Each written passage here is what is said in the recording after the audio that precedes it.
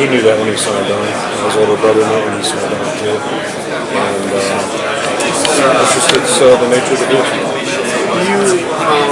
Do you have to separate your hats? I mean, you wear different hats, like dad hat and coach hat. How do you separate that from I don't know, maybe discipline him or trying to teach him? It's really no different than if I were his position coach. Probably the downside for him is I'm a little firmer with him than the other guys, and that's just the way it is. So, but, he knew that too. Now he understood that coming in. That's part of the challenge when your old man's a coach, I guess. But in most cases, and this is, I said the same thing about Brian, there's enough insulation. If I was his position coach, I'm not so sure it would be a great idea that he was there.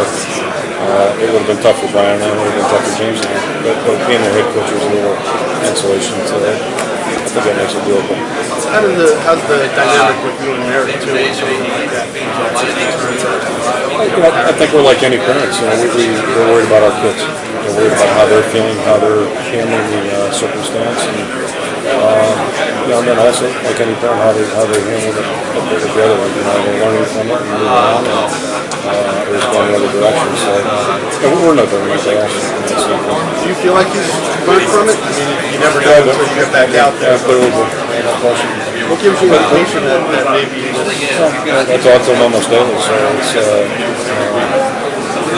it's pretty evident to me, but it's like anything else in life. We'll know in 4 years. Did Brian counsel him at all during this thing? He's been through this. Yeah. He's been in the spotlight. Yeah, again, we're like any family. I think siblings help each other, and he's been down that road. He tried to educate James on the front end too. And James watched Brian love it. So we're family. Everybody helps each other. Still, some things you just have to experience for yourself. Thanks. I appreciate you talking about it. Unfortunately, some things you have to experience for yourself. Yeah. We all do. We do. Coach, how do you feel about the use of sort of the new media stuff, the Facebook, the Twitter, and part of both the recruiting process and marketing the Iowa brand with the students? Oh, yeah. Twitter, and I can't say much about. Other than, I'm just trying to figure it out, I guess. I'm sure there's a lot of value there. I just don't know what it is. And Facebook, I'm not sure what good comes out of that either, quite frankly. And then, I guess I'm not sure what you're asking, but do you feel there's any use? We have a website. Any use in maybe marketing to potential recruits or? Oh, no question. I mean, that's where the world's going. So we have a website that's, I think, high quality, and people do a great job with it, and we're going to look to improve that. I'm not naive to the fact that that's where kids go, and that's why media guides are disappearing. That's one of the arguments here. So I think that's important. But I'll tell you, as a parent, I just worry about technology in general, and you just see people that have these attachments to their hands. Can't go through a half hour without looking down and I worry about that a little bit. Who's on your staff? Who keeps you current technically? I mean, who's the coach or the person that comes to you and says, "Oh, by the way, here's this new thing"? Eric Johnson and Scott Southman are both LeVar Woods helping us now. So they're. And LeVar's knowledge is probably better than any of ours. So, when we have a staff meeting, all heads kind of turn in those directions. And, we're not going to be stupid about it. But as far as, getting behind, I don't want to get behind, and we want to be on the cutting edge. And we're working towards that end. But, I guess the analogy I have, I'm really fascinated right now. Like, they've done studies on productivity in our country during March Madness. And to me, it seems like it's 12 months a year now. I mean, I'm amazed how many people can't walk around without looking at their BlackBerries and all that stuff. It just, it's got to be addictive as hell. It's kind of gambling, I guess. I don't know. So, what was the big technological breakthrough when you were beginning coaching in '79? Oh gosh. What was that? Who was the Twitter of its era? Well, probably the biggest thing I can remember in the '80s was we went from 16mm film to VHS. That was a big. Boy, we can't do that. It was like earth-shaking, and it made our lives easier. There are a lot of things about the technology that made our lives easier. I'm not dismissing that. But, boy, the obsession we have right now, it's really, it's amazing. A lot of people making a lot of money out there. Sorry, just looking back on your coaching career, what would you say is your favorite memory so far in the Big Ten? In the Big Ten? Yeah. Well, I'm not good at that. Yeah, I'm not good at it. We've had a lot of good memories, you know. Wow. Yeah, that's a hard question. I'm not good at those kind of questions. What about a lot of good ones? What about how would you summarize Big Ten football in general and how it's changed over the years? You know, faces change, styles change a little bit, and you know, certainly I'll go back historically. It changed in 1981 when Iowa went to the Rose Bowl.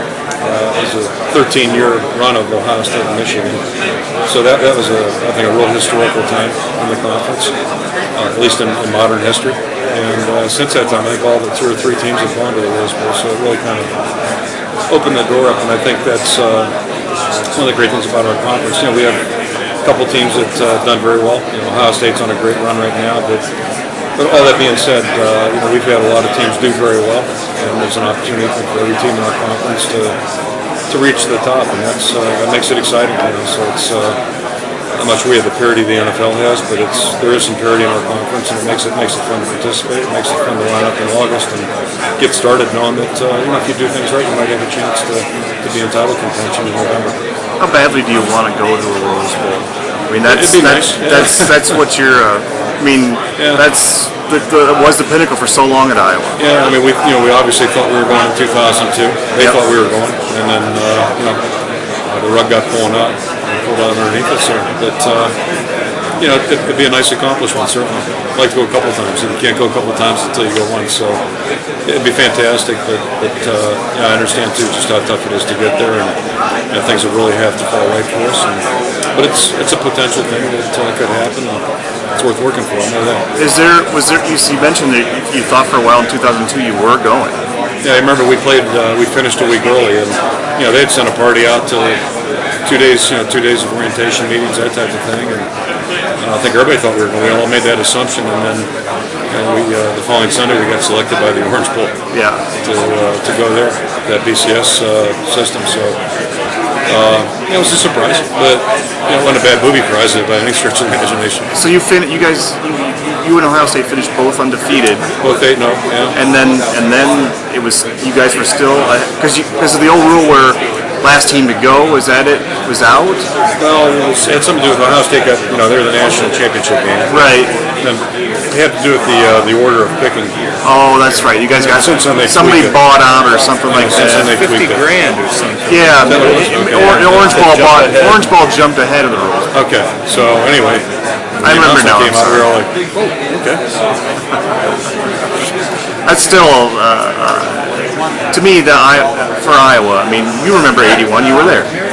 It was such a breakthrough, such a watershed moment. It was. I imagine it's a crown that you want on. It's a jewel you want on the crown. It was a historical moment for the conference, but a bigger moment for Iowa, certainly with the drought, you know, coming off that 19-year drought. So, you know, it was a storybook season, and up until the game, you know, it was a great thing. And we were out there in '85 after the '85 season too. So, and quite frankly, I can't remember much about it. I vaguely remember it.